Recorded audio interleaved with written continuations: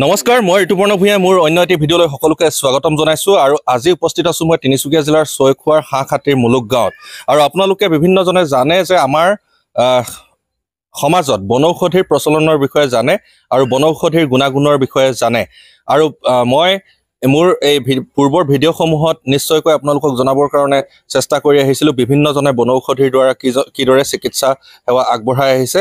আজিও তেনে এক ভিডিঅ' বনাওঁ বুলি হাঁহখাতিৰ মুলুক গাঁৱত আহি উপস্থিত হৈছোঁহি। আৰু অতীজৰ পৰা যিহেতু বনৌষধিৰ প্ৰচলন আছে, চিকিৎসা শাস্ত্ৰৰ বিভিন্ন দিশৰ বনৌষধিৰো এক অন্যতম ভূমিকা আছে।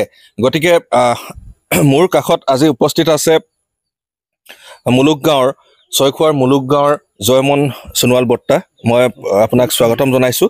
আৰু মই প্ৰথমতে উল্লেখ কৰি ল'ব বিচাৰিছোঁ যে এওঁ কিডনী বা বৃক্কজনিত সমস্যাত ভোগা ৰোগীসকলৰ বাবে বনৌষধি প্ৰস্তুত কৰে আৰু বহুজনে বহু বছৰ ধৰি তেওঁৰ পৰা দৰৱ গ্ৰহণ কৰি আহিছে আৰু সুফল লাভ কৰিছে বহুতে। কি ক'ব আপুনি, কেনেকৈ এই দৰৱটো দিয়ে? এইটো দৰৱটো ধৰক এতিয়া বহুত টিক্সত বনাব লাগিব। এইটো মুঠতে 3 পালি খালে মানে এইটো শেষ হৈ যাব। খোৱা মানিব লাগিব। তাৰপৰা কিন্তু বেমাৰীটো নাহিলে ভাল হয়, এপালি খুৱাম 2 পালি দি পঠিয়াই দিম। হয়, তাৰপৰা নহ'লে মানে যদি খোৱা নেমানিলে সেইবোৰ গেৰাণ্টি নাথাকে দেই। হয়, এইটো নিজে মানিব লাগিব। এইবোৰ কেঁচা নিমখ, তাৰপৰা এইবোৰ পাৰিলে ৰহৰ, মচুৰ, আলু খাব নালাগে। মগুটো খাব লাগে, মগুৰ ডালটো সেইটো খাব লাগে খোৱা বস্তুৰ ভিতৰত। আৰু আৰু নেখাবলগীয়া বস্তু কি কি? নেখাবলগীয়া মানে এইবোৰে আৰু গৰম বস্তু খাব নালাগে। আৰু যিজন ৰোগী আহিব তেওঁ আপোনাৰ ৰিপৰ্টটো লৈ আহিব লাগিব, মেডিকেল ৰিপৰ্টটো লৈ আহিলে ভাল। তাৰপৰা গৈ খাই বৈ আকৌ গৈ পাৰিলে মানে ডক্টৰ তাত গৈ চিকিৎসা কৰি চাব লাগে। বস্তু ওলালে না নাই ওলোৱা, না কিমান আগবাঢ়িলে, কিমান কি হ'ল। মানে তেতিয়া এটা ভাল হৈছে নে বেয়া হৈছে, মানে ঠিক হৈছে নাই বা কিমানখিনি ঠিক হৈছে আপুনি অনুমান কৰিব পাৰিব।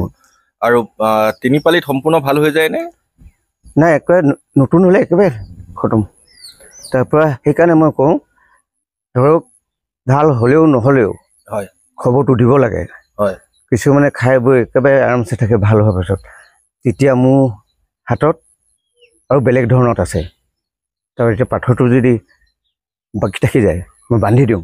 হয়, বান্ধা দিনা আকৌ বেলেগ এটা খুৱাই দিওঁ আৰু সেই তাত থাকিব নোৱাৰে আৰু ওলাই যায়, চব ওলাই যাব, নহ'লে গুলি যায়গৈ। হয়। আৰু এই দৰৱসমূহে আপোনাৰ কিবা ছাইড ইফেক্ট আছে নেকি? কিবা পাৰ্শ্বক্ৰিয়া কৰে নেকি? ভিতৰত কিবা সমস্যাৰ সৃষ্টি কৰিব পাৰে নেকি? হৈছে নেকি মানে তেনেকুৱা কেছ আজিলৈকে? প্ৰমাণ পোৱা নাই দেই, মানে আজিলৈকে হোৱা নাই। চব ভালে পাইছে। আৰু আপুনি কিডনীৰ সেই অকল পাথৰৰ দিয়ে? আৰু কিমান দিনৰ পৰা আপুনি দি আহিছে?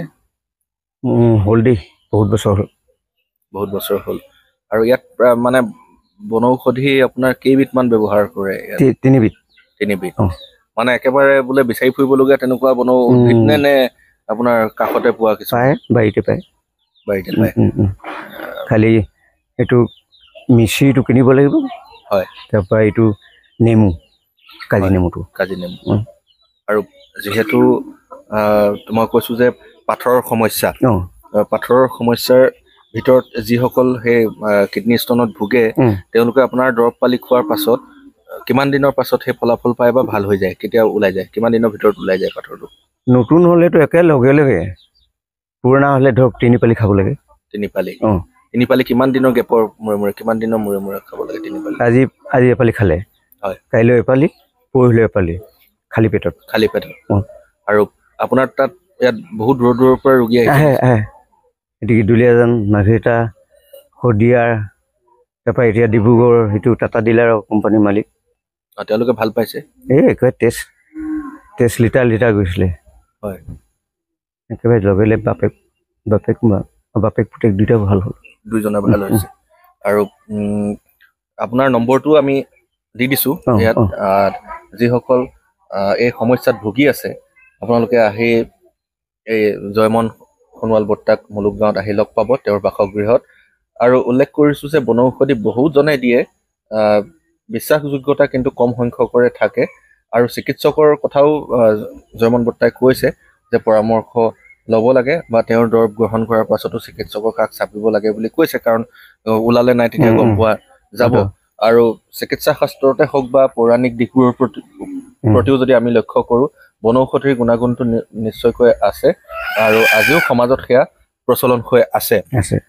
আৰু আপোনাক এইখিনিতে সুধিছো, বিভিন্নজনে বিভিন্ন সময়ত কিডনীৰ বিভিন্ন ৰোগত ভোগে। আপোনাৰ এই দৰৱটোৰ পৰা অকল কিডনী ষ্টন বা পাথৰ নিৰাময় কৰিব পাৰি নে কিডনীৰ অন্য কিবা সমস্যা বা প্ৰস্ৰাৱৰ জ্বলা-পোৰা হওক বা তেনেকুৱা ধৰণৰ সমস্যাবোৰ ভাল হয়?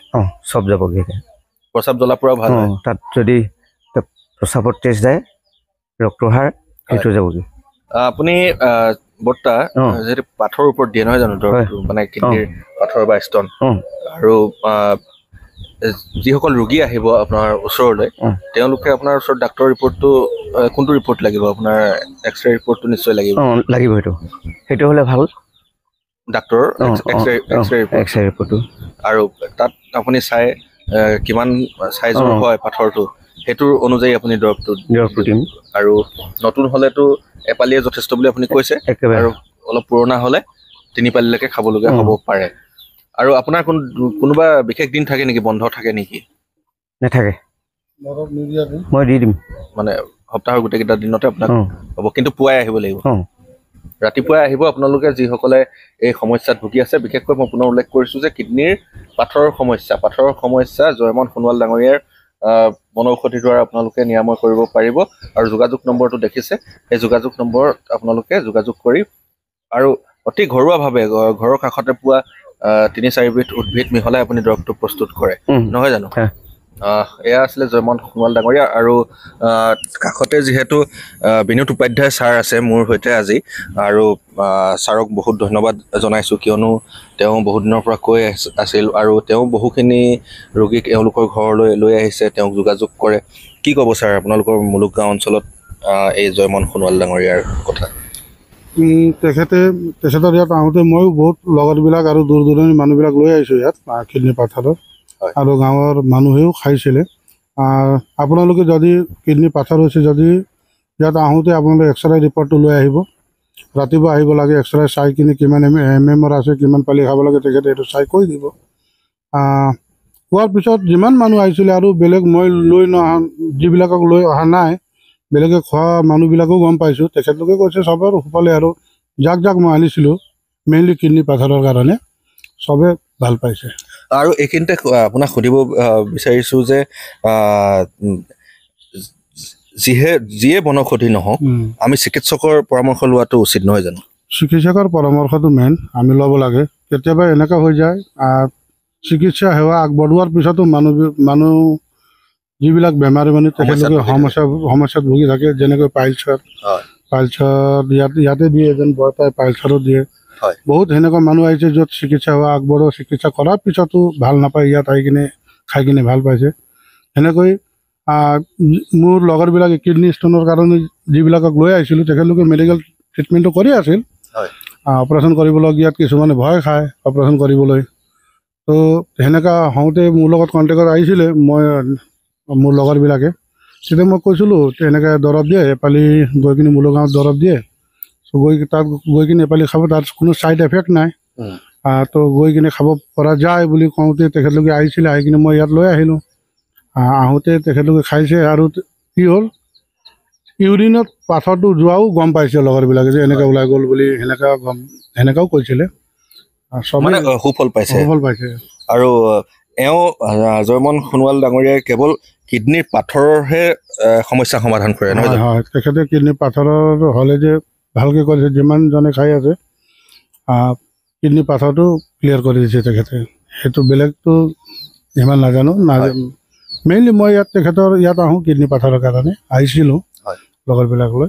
কিডনী পাথৰটো ভাল কৰে মেইনলি কিডনী পাথৰ। নিশ্চয় বিনোদ ছাৰক ধন্যবাদ জ্ঞাপন কৰিছোঁ। আৰু মই উল্লেখ কৰি দিছোঁ যে আপোনালোকে প্ৰশ্ন কৰে বিভিন্নজনে, যে তেওঁ কিডনীৰ পাথৰৰ সমস্যাৰ ওপৰতহে তেওঁ দৰৱ দিয়ে, বা কিডনীৰ যি পাথৰ হ'লে মানে বা ষ্টন হ'লে সেই তেখেতৰ দৰৱ খাই সুফল লাভ কৰিছে। জয়মন সোণোৱাল ডাঙৰীয়াৰ যি কিডনী ষ্টনৰ দৰৱ, সেই দৰৱ খাই বহুকেইখন জিলাৰ লগতে গাঁওবাসীয়ে সুফল লাভ কৰিছে আৰু আপোনালোকে যদি তেখেতৰ পৰা এই দৰৱ গ্ৰহণ কৰিব বিচাৰে তেন্তে নিশ্চয় যোগাযোগ নম্বৰ দিয়া আছে বা আপোনালোকে তিনিচুকীয়া জিলাৰ ছয়খোৱাৰ হাঁহখাতিৰ মুলুক গাঁৱলৈ আহিব আৰু মুলুক গাঁৱত জয়মন সোণোৱাল ডাঙৰীয়াৰ ঘৰটো কোনটো বুলি সুধিলে নিশ্চয় ইয়াৰ গাঁওবাসীয়ে আপোনালোকক জানিবলৈ দিব আৰু জয়মন সোণোৱাল ডাঙৰীয়াৰ লগত একেলগে থকা অন্য এজন দদাইদেউ মোৰ ওচৰত আছে কিমান দিনৰ পৰা আপোনালোকে দুয়োজনে এনেদৰে চেষ্টা অব্যাহত ৰাখিছে হ'ল মুঠতে 10-12 বছৰ মানেই হ'ল আৰু দুয়োজনে তেনেকৈ যিবোৰে আহিছে খাইছে সকলোৱে ভালেই পাইছে হয় আকৌ এইকাৰণে ডাঙৰীয়াই এতিয়া মাষ্টৰ ডাঙৰীয়াই আনি দিছে বহুতোকে সেইখিনিও দিছোঁ সেইখিনিও ভাল পাইছে নিশ্চয়কৈ আৰু বহুত দূৰ দূৰণিৰ পৰা আহে দূৰ দূৰণিৰ পৰা আহে